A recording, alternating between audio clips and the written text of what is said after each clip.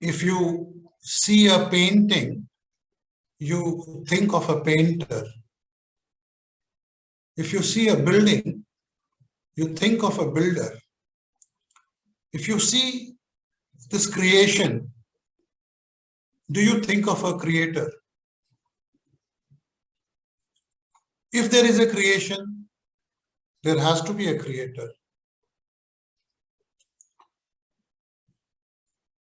This creation has three pillars. One is Brahm. The second one is Maya. And the third one is Jeev. So creation has three pillars: Brahm, Maya, and Jeev.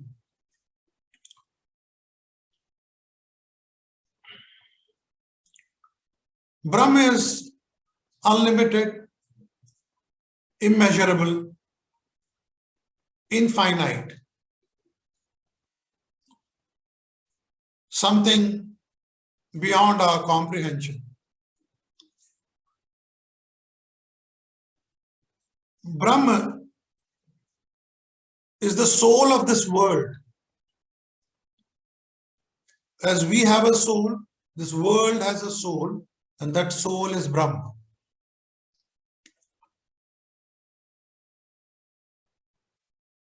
Maya is something which can be measured, which is finite.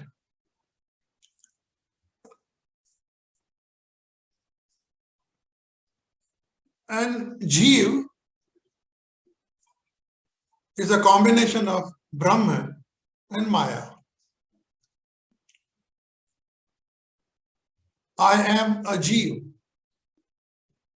I have Brahma in me and I also have Maya in me.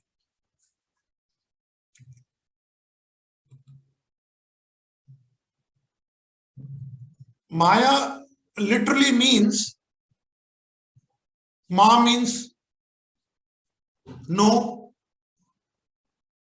Ya means is, Ma, Ya.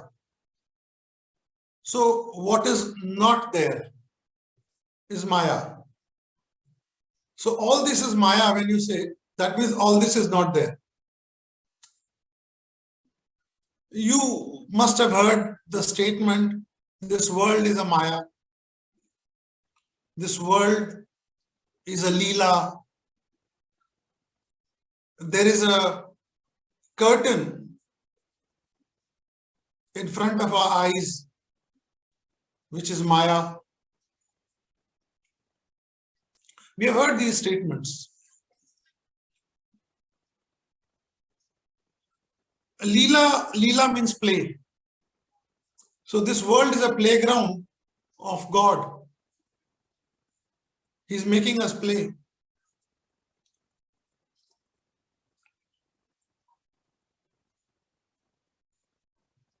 Maya has five, what should I say, components.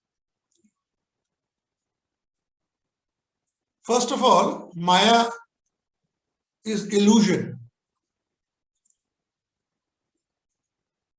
In the desert, you must have seen that a deer feels that there is some water near the dates trees. And he goes in search of water, but there is no water in reality. It's called mirage. So that is Maya. Similarly, human being thinks there is joy in buying a car, there is pleasure in relationship, there is fun in house. So he acquires so many things. He thinks there is joy, there is pleasure, there is happiness. If I establish this relationship, there will be happiness. Whatever he does in life is all for happiness. Whatever relationship he makes, whatever things he buys a house because he wants to be more happy. He buys a car because he wants to be more happy. Whatever you buy, even if you buy a watch, a simple watch, because ultimate objective is to be happy. But everything is Maya. In reality, it does not give you happiness. It's like that mirage. The deer thinks there is water, but there is no water. We think there is happiness in all these things of the world, but there is no happiness. When you buy a car, you are so excited, and all that joy evaporates very soon. So the first point is, Maya is illusion.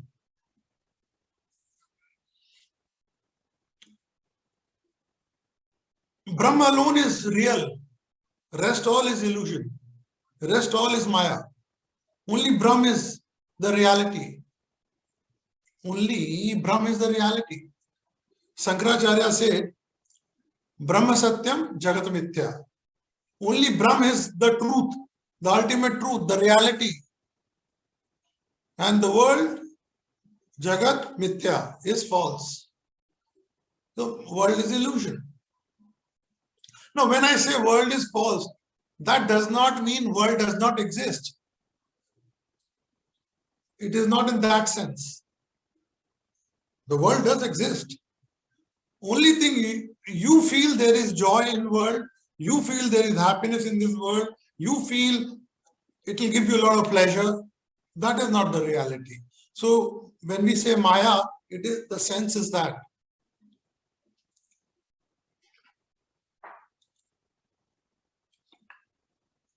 The second point is, Maya, some of the authors have said Maya is your mind. Your mind is Maya. Bhagwan Buddha said this. The older scriptures said Maya is illusion. Maya, Brahma. But Bhagwan Buddha said, no, your mind is Maya. So Maya is a creation of your mind. And not only he said that, and he said all the reasons of sorrow in this world is because of your mind. The sorrow is only because of your mind. This is what Bhagwan Buddha said.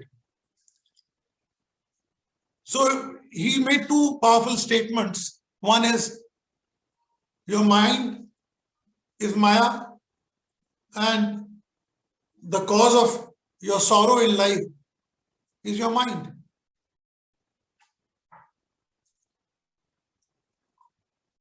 Thereafter, an Indian poet, Kabir, he came after Bhagwan Buddha, and he went on to say that your mind and illusion are not two separate things. Both are same.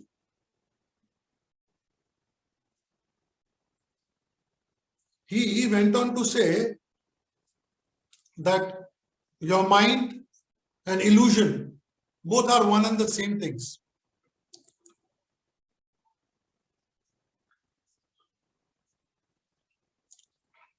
Maya, the third point is,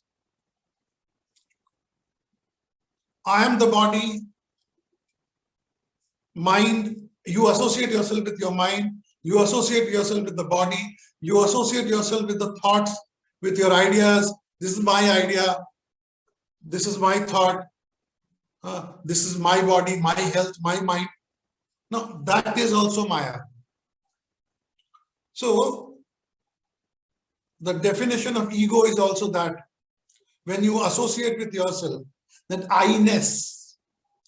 The fourth point is, whatever you associate yourself with, you say, wherever you put the word my and mine, that is also Maya. my son, my husband, my wife, my building, my house, my car, all that becomes Maya. Where whatever you associate yourself with. So me is Maya. Prior to this we spoke. And mine, whatever is mine, whatever I consider as mine is also Maya. There may be many cars, but you associate yourself with one car. This is my car. So that is Maya.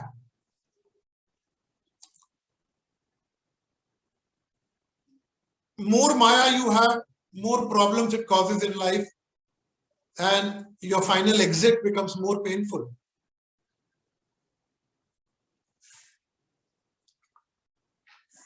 Maya, the fifth point and the last point is, Maya has three qualities.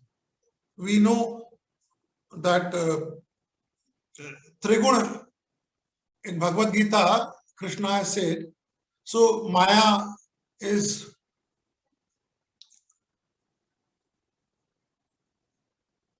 Rajoguni, Maya is Tamoguni, and Maya is also Satoguni. Now, when we talk about Maya as Tamogun, we all understand that all those qualities in you, which are negative qualities like laziness and such like qualities.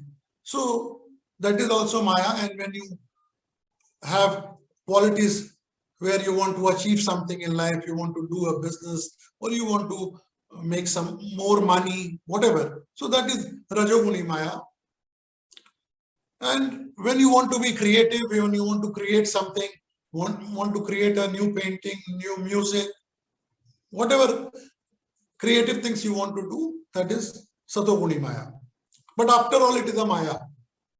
It may be a better quality Maya, but still it is a Maya.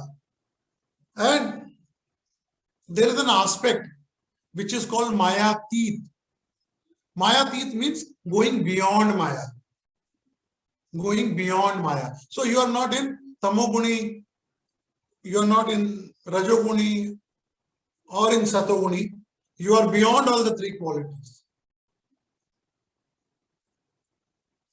And that is very important. How to not to be into any of these three qualities. How to be Maya Teeth. Beyond these three qualities. Now, one of the easiest way to be Maya Teeth is self-realization. When you know the self.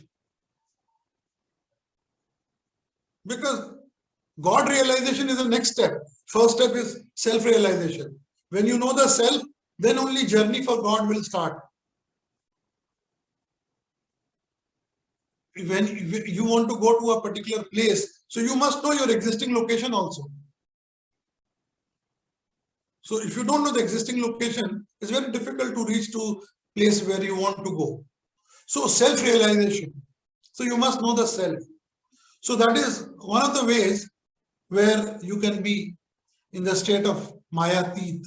You can be beyond Maya.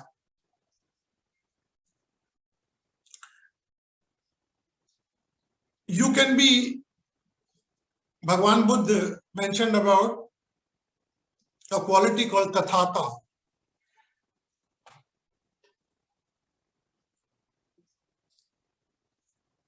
He gave a concept.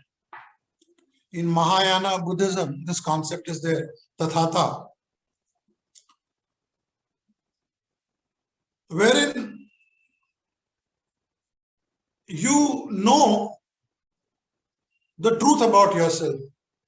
You know the reality of yourself. You know things as they are. That is the state of Tathata. So either you are into self-realization, or in Tathata, or you are in witness consciousness. You are at any given point of time, you are watching yourself. We spoke at length about witness consciousness. So witness consciousness is every time you're watching yourself, you're witnessing yourself. You are witnessing yourself. As if somebody else is witnessing, you are witnessing yourself. As if there is a CCTV camera on you and you are that camera. You're watching yourself.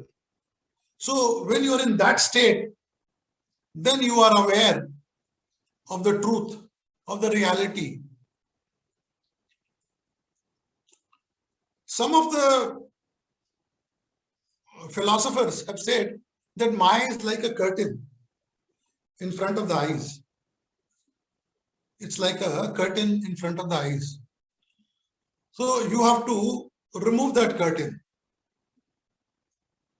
And how do you remove that curtain? So they said you go into meditation to remove that curtain. And as long as you remain in the meditative state, you are away from the influence of Maya. You are away from the influence of Maya. There is a famous story in Bhagavad where Duryodhan goes to the palace and he could not differentiate between the floor and the water. So there was a small pond in that hall. He could not differentiate between the two. So that is Maya. When you are not able to differentiate between the pains and the pleasures, to you, even a problem seems like a pleasure and you run into trouble. That is Maya. And one more aspect which I forgot to say, Nishkamana. When you become desireless also, then also you get rid of Maya. There is a saying in Hindi, Kamana ही व्याधि है, निष्कामना ही समाधि है. कामना ही व्याधि है, निष्कामना ही समाधि है. So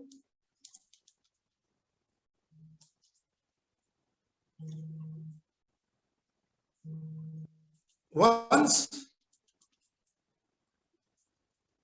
Guru Nanak and his disciple Mardana, they were going around from villages to villages spreading the name of God, word of God. And it was evening when they were returning from one of the villages. So Mardana, his disciple, said, "Sir, why not we retire in this village today?" Guru Nanak disregarded that advice and kept on walking. So Mardana again made a statement that, "Sir, there are too many snakes and scorpions in this path. So let us not take risk. Let us retire. It's already dark." He did not pay heed to the advice. He kept on walking. Third time again he tried that it will be very risky and dangerous if we keep on walking in this dark and the next village is very far off. So we should retire in this village. Guru Nanak turned back and said, "What do you have in your pocket?" He said, "I have 8 annas, a coin of 8 annas in the pocket." He said, "Give me that coin." Guru Nanak took that coin and threw it far away in the agricultural field. And it was dark, obviously. It was irretrievable. And then he asked Mardana, "So what were you saying, where to retire?" He said, "Don't worry, we can retire in the next village. It's not too far. It's hardly maybe a few kilometers." So as long as what happened? He just took out, so that money was Maya. That coin in his pocket was Maya. So the moment he got him rid of the Maya, he became fearless. So Maya creates fear in you. So money is Maya. Your education could be your Maya. Your possessions could be your Maya. He got him rid of it. And then Mardana was not normal. Actually, there was no fear of snakes. There was no fear of darkness. What was he fearing? That his money might get stolen. That was his fear. And then what happened? Eventually, they went to the next village. They retired for the night. Next morning, when both of them woke up, Guru Nanak realized that this village was full of nice people. All the people were very nice, very gentle, very cultured and sober. So Guru Nanak, he said, I bless the whole village. That whole village should become desolate. Whole village should become barren. Whole village should become uninhabited. Mardana was a little confused. He could not understand what was happening. Anyway, he did not ask Guru Nanak about this. He kept on walking. Next night, again, they retired in some village. And the following morning, when they woke up, they realized, Guru Nanak realized that this village was full of bad elements, unscrupulous people, unethical people. And Guru Nanak said, may this village flourish. May they grow more in numbers. So Mardana asked, what kind of blessing is this? Yesterday, you stayed in a good village where all the people were good. You cursed them. You said they should, the village should become desolate, uninhabited. And this village, which is, people were full of bad elements. And you are blessing them that they should flourish, they should grow. So Guru Nanak said, it's very simple. I want good people to get disintegrated so that they spread all over the world. So good people should not stay together at one place, in one village. They should all disintegrate and go all over. And the people, bad people, I want all the bad people to come and stay in this village. So in life also, we can apply the same technique. You can put everything related to Maya in one cluster of your life. That will have lesser significance, lesser influence on your life. Instead of having it all over.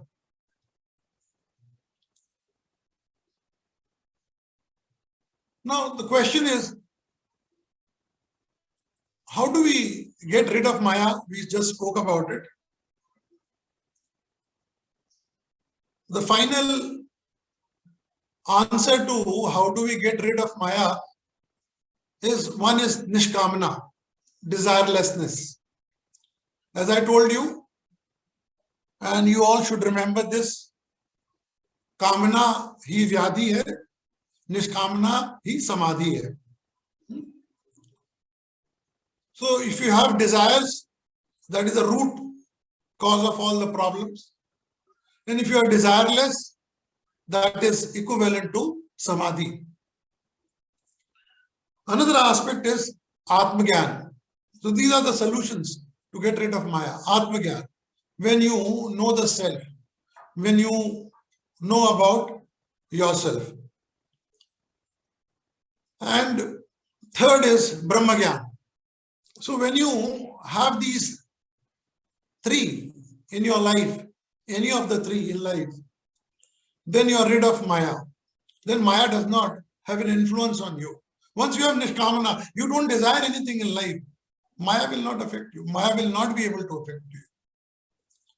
How do you know that you are totally out of the clutches of Maya. There is an acid test for this.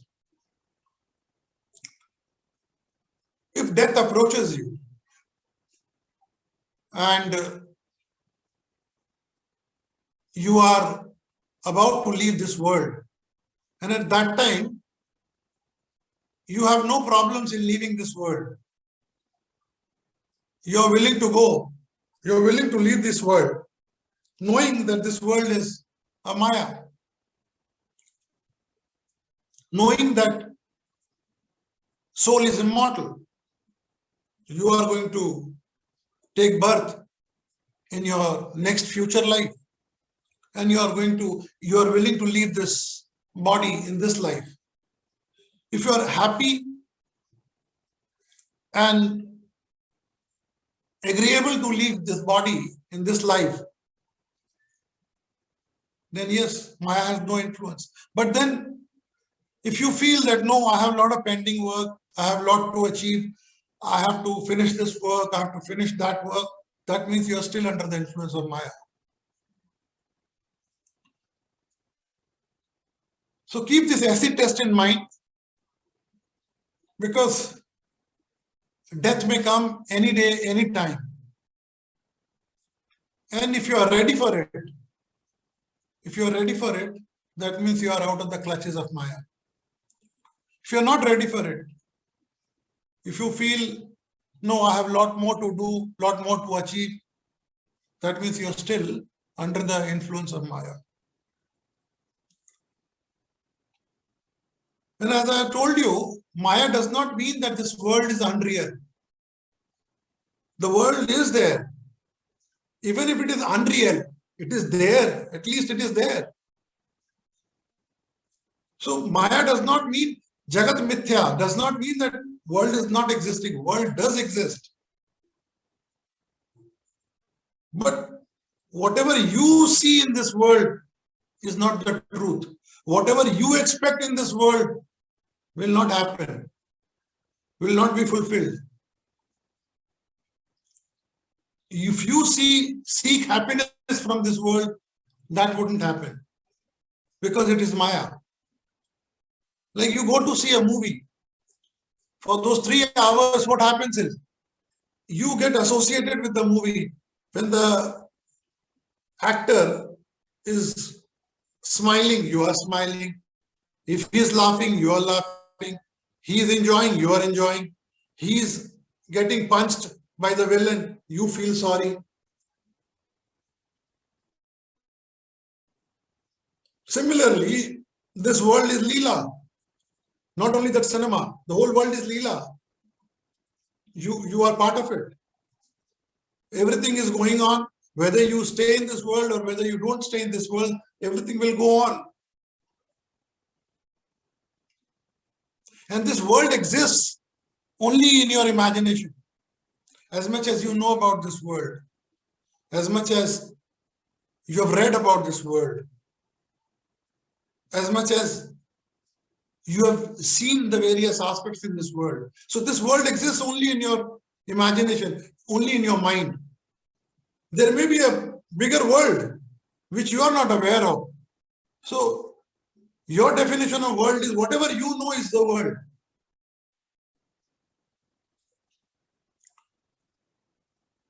So how do you, in the final analysis, we come back to Shankaracharya, Brahma, Satyam, Jagat Mithya. Only Brahma alone is the truth, and this world is false. This world is Maya. And as I told you, there are 3 pillars of this creation.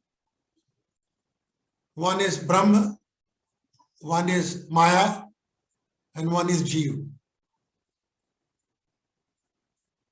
And this creation has been made by a creator, Purna Brahma. So, being under the influence of Maya, more you reduce the influence of Maya, better it is, more clarity you have, better decisions you take in life. lesser painful it is when you are leaving this world. So our objective is to be Mayatit, to be out of the influence of Maya. Need to be detached. Yes, of course. If you are desireless, you have to be detached. Absolutely. But how can you lead life without being attached to anything or being detached from the beginning only? Like, how can you lead the life then? How can you lead the life if you are being detached? Yeah. I feel if you are living a life like an observer, you observe, you are witnessing, but you are not getting affected by the things which are happening. So like you're detached, right? Then that would help. It's a very nice question, what you asked. Scriptures say you should not be attached, but they don't say you don't be involved. You must be 100% involved and 0% attached. Okay. For instance, you have a small baby at home, your child. Scripture says don't be attached to that child, but be 100% involved. As a mother, you have to take care of that child. You have to, make all the sacrifices for your child. You have to make him ready for the school. You have to do everything for that child. You have to be 100% involved. You cannot reduce your involvement, but don't be attached. Now, for instance, what happens is, say you have a grown-up child in your home. When child has some psychological problem, you try to give some advice to that child. Most likely that child will not take your advice. Most likely. The chances are that child will refuse to take your advice. Though your advice must be most valuable, because you being the mother, you know that child is the best. Nobody knows that child better than you know. You know every aspect of that child, and you will give him the best advice. Undoubtedly, whether you are literate, whether you are illiterate, whether you are whatever kind of mother you are, but you will give him the best advice. But the child will not take your advice. Why he will not take your advice? Because you are attached to him. Now, if you send him to a psychiatrist for an advice, he will take his advice, because that psychiatrist is not attached to that child. Somebody who's detached, that person's advice you can take. Somebody who's very attached to you, you will not like to take that person's advice. This is the truth of life, a bitter truth of life. But why is this the case, Bhaiya? Why this is so? Human life is like that. If your wife will advise you something good, you will disregard. You will not like it. But you will go and pay a fees of 5,000 rupees to a psychiatrist, and you will follow that. You will keep that prescription in your home. So, once you are detached, see, you have a governess at home to take care of child. Governess is not attached to the children. She's not attached. Mother is attached to the child. But she's involved. She'll be doing 24/7. She's taking care of the child. She's waking, she's, giving bath to the child. She's doing everything for the child. But she's not attached to the child. She's involved. She's only doing it for salary. A mother is attached. Mother has emotions. So the Bhagavad Gita says, don't be attached. If you don't be attached, you will be able to take better care. You will be able to take better care. Be involved. You are a CEO. You are a CEO. We know that. Kya? We are attached, so we know that we have to detach ourselves. Okay. But for the child doesn't know that he has to attach till the time they learn and something. They automatically they will get attached. Then we have to teach them to get the detached. But automatically they get the tendency to get attached. Whatever you will teach your child, he will do the opposite. So don't try to teach anything to your child. You do whatever is best for yourself.